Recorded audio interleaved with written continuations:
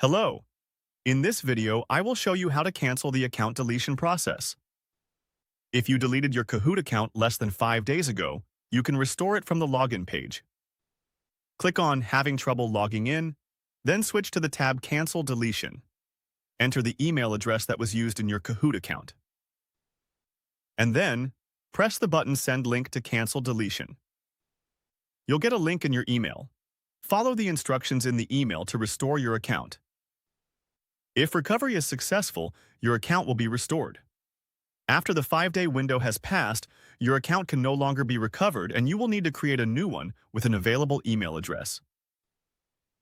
Thank you for watching. Remember to leave a comment, give us a thumbs up, and subscribe.